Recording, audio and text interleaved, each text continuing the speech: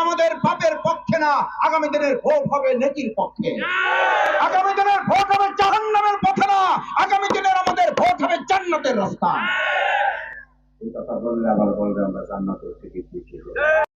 প্রিয় দেশবাসী, যারা ইসলামকে বিশ্বাস করেন, যারা ইসলামকে মানেন, যার ভিতরে ঈমান আছে, সেই কখনো গণতন্ত্রের ভিত্তিতে ভোট জায়েজ বলতে পারে না, ভোট ইসলামের রাস্তায় বলতে পারে না।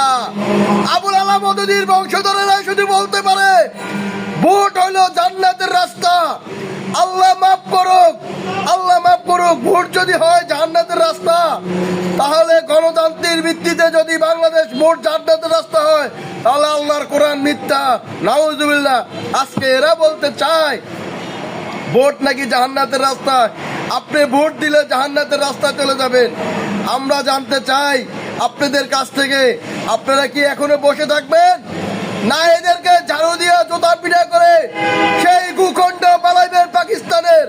যদি না পালান, আগামী দিনের বাংলাদেশে ইসলাম হুমকির মুখে পড়বে। তা আপনাদের কিছু করার থাকবে না, তখন হয়তো হাইমাতা করবেন। আজকে এখনো সময় আছে, সময় থাকবে, এখনো হুঁশিয়ার